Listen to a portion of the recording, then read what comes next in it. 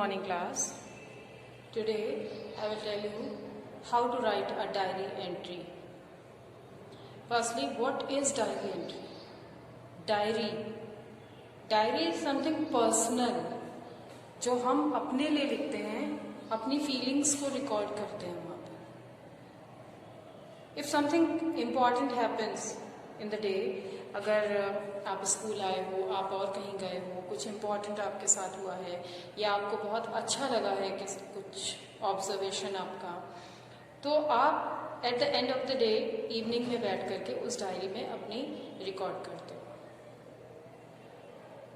Diary mostly we use to write in past tense, क्योंकि पूरे दिन में जो कुछ हुआ है, जो कुछ हमने एक्सपीरियंस किया है, वो सब कुछ हम शाम को बैठ करके रिकॉर्ड कर रहे हैं, तो ऑलरेडी इट इज हैपन, तो हम उसको पास्ट टेंस में, जो हमारे मेन इवेंट्स हैं उसको हम पास्ट टेंस में लिखते हैं.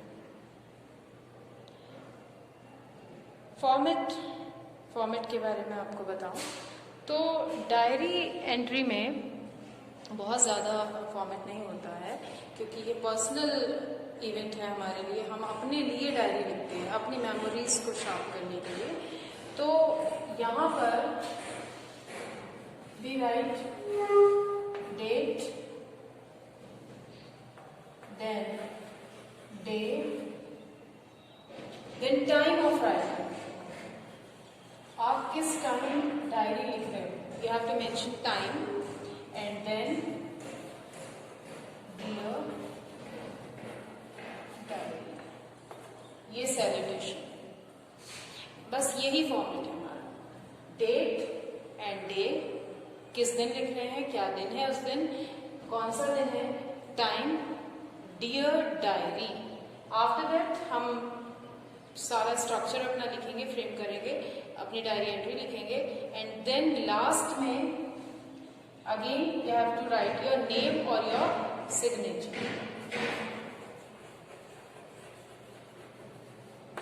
सिग्नेचर, क्योंकि ये पर्सनल चीज है, तो signature is not a correct thing to tell. Signature हम नहीं कहेंगे, you have to write your name simply. अगर क्वेश्चन में आपके कोई नेम प्रोवाइडेड है, then you have to write that name, otherwise any imaginary name और ABC XYZ whatever it is. बहुत ज्यादा फॉर्मल नहीं होते हम, क्योंकि ये हमारी पर्सनल है. That is it. Even good diary entries कहीं पर हमने देखा है कि उसमें प्लेस भी मेंशन करते हैं, but there is no need. हम सिर्फ date, day, time and dear diary के साथ स्टार्ट करेंगे. So here's a question. We have to write a diary entry on this topic. You are Mohit or Mansi of class 9th. The names are given. If you are a boy, you are Mohit. You are a girl, then you are Mansi. तो अगर आप लड़का हैं तो आपको मोहित नाम लिखना है, और लड़की हैं तो आपको मानसी नाम लिखना है. And you are studying in class 9th. You paid a visit to an old age home. आप एक ओल्ड एज होम में को विजिट करने गए थे. Using the hints given below together with your own ideas, make a diary entry of what you saw and experience there in 100 to 120 words. अब आपको एक डायरी एंट्री लिखनी है कि आपको कुछ हिंट्स नीचे दिए हुए हैं. You have to use all these hints, और इसके साथ आप अपने आइडियाज़, अपने वर्ड्स डालेंगे, और आपका क्या एक्सपीरियंस रहा, आपने वहाँ पर क्या देखा, आपको कैसा महसूस हुआ, ये सारी चीज़ें you have to record in that diary entry. Let's see the helping points. First is old home. Old age home के बारे में हमें बताना है. पहले तो हम ये बताएंगे what are old age homes, क्या होते हैं ये ओल्ड एज होम्स. आप गए थे, आपने विजिट किया है, तो definitely you must know. Next is peaceful surroundings. वहाँ की जो सराउंडिंग्स थी, वहाँ का जो वातावरण था वो बहुत ही शांतिपूर्ण था. स्पेशियस, खुला था, काफ़ी जगह थी. अ गुड लाइब्रेरी, वहाँ पर एक बहुत अच्छी लाइब्रेरी थी. अ होम अवे फ्रॉम होम, घर से दूर, घर जैसा मीन्स जो वहाँ रहते हैं, जो एल्डरली पीपल वहाँ रहते हैं, उनके लिए वो एक दूसरे घर जैसा है, इसीलिए वो वहाँ पर रह पा रहे हैं। Next is mostly senior citizens, वहाँ पर ज़्यादातर जो रेजिडेंट्स थे वो सीनियर एल्डरली पीपल थे, above 60। Clean rooms and baths, वहाँ के जो रूम्स थे और जो बाथरूम्स और टॉयलेट्स थे वो सारे बहुत साफ़ सुथरे थे, मीन्स वहाँ पर क्लीनलीनेस काफ़ी अच्छी थी। रेगुलर मेडिकल चेकअप्स, और वहाँ पर जो वहाँ के रेजिडेंट्स हैं उनके रेगुलर मेडिकल चेकअप्स हुआ करते हैं, उनके हेल्थ का बहुत ज़्यादा ध्यान रखा जाता है। Means of recreation, recreation means मनोरंजन, तो जो लोग वहाँ रहते हैं उनके मनोरंजन के भी वहाँ पर प्रॉपर साधन है, उनका पूरा इंतज़ाम किया हुआ है। तो on the basis of these points you have to write a diary entry.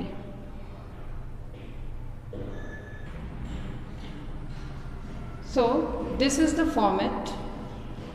Today is Tuesday and date is 13th July 2021. आपको बताया था, as I earlier told you, the format, day, date, vice versa. आप हो सकता है date पहले लिख दें, डे बाद में लिख दें, doesn't matter.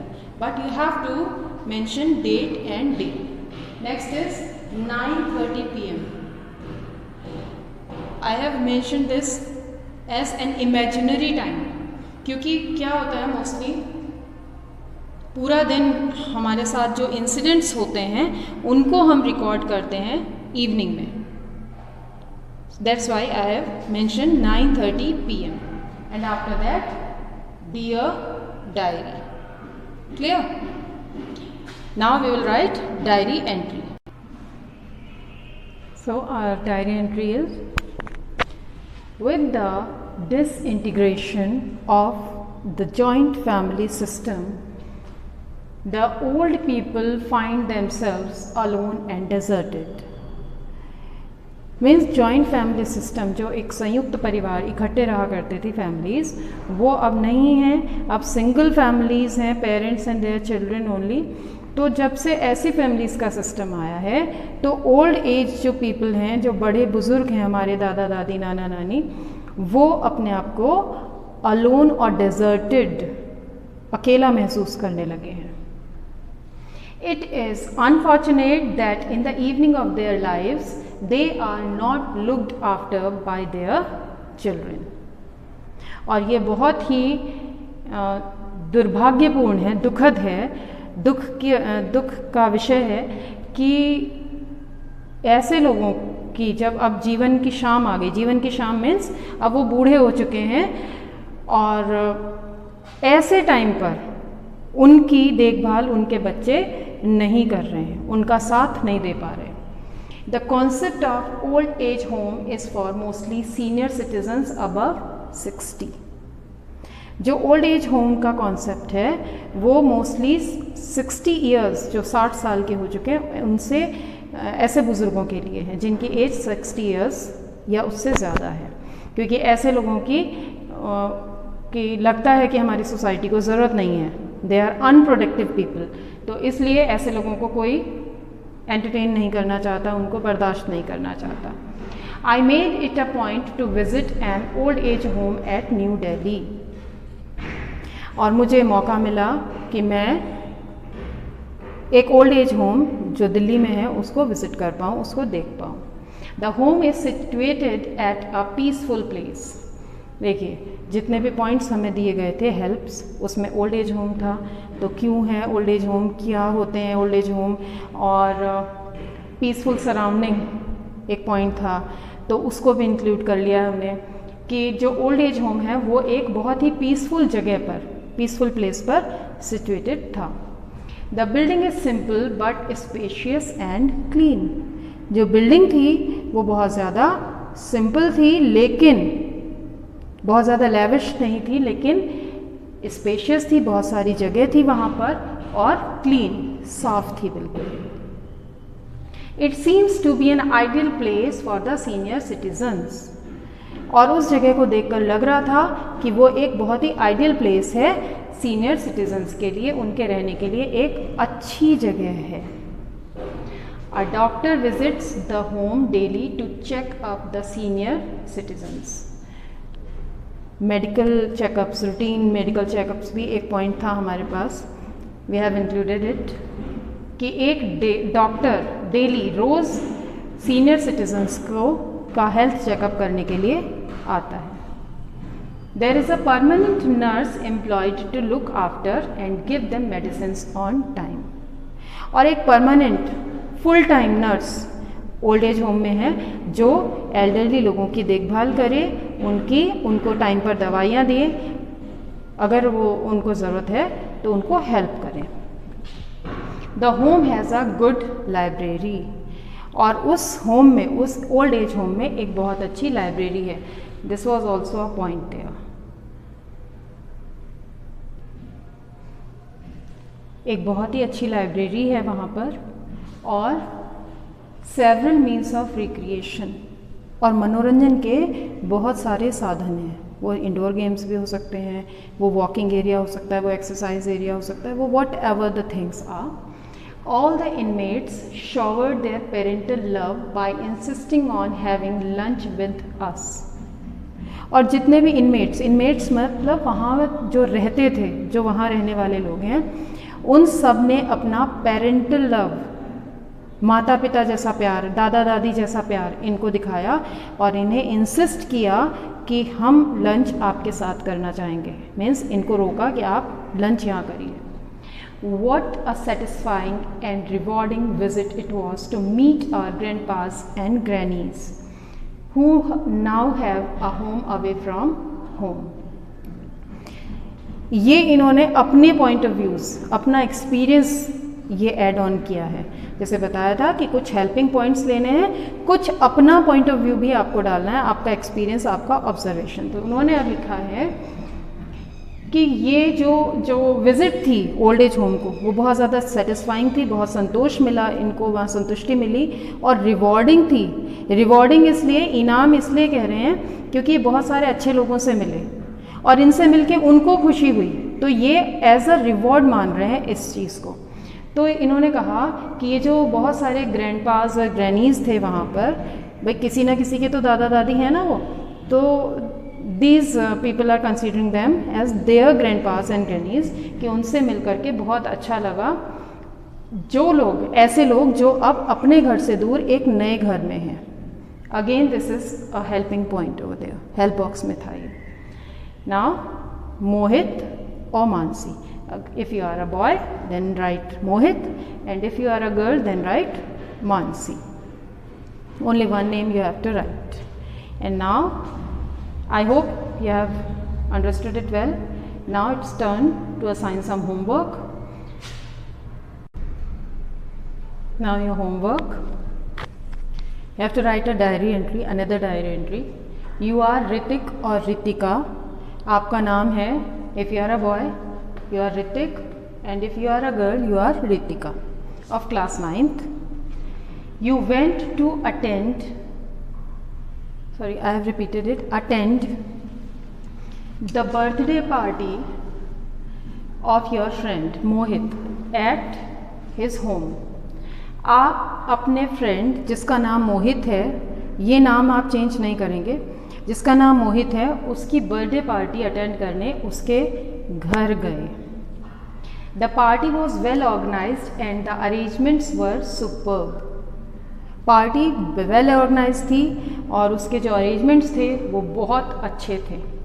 Look at the clues given below and right your impression of the party in the form of a diary entry in 100 to 120 words. नीचे कुछ क्लूज दिए हुए हैं, इनको पढ़िए, इनको देखिए, और इनके बेसिस पर, इनकी हेल्प लेते हुए आप अपने इम्प्रेशन, आपको कैसा लगा, क्या कुछ एक्सपीरियंस था, वो एक डायरी एंट्री के फॉर्म में लिखना है in about 100 to 120 words. Now clues, party at home, party घर पर थी, ना कि किसी होटल या रेस्टोरेंट में। Music playing in the party hall, party hall में म्यूज़िक बज रहा था, that was pleasant of course. cake on Mohit's face. जब केक कटा, after cutting the cake, all the friends have, सबने उसके मुंह पर केक लगाया. Enjoyed good feast, सबने बहुत अच्छा खाना enjoy किया. And all of you have enjoyed the birthday party. So this is all for today's class. We'll meet tomorrow in next session with some new topic. Till then, take care.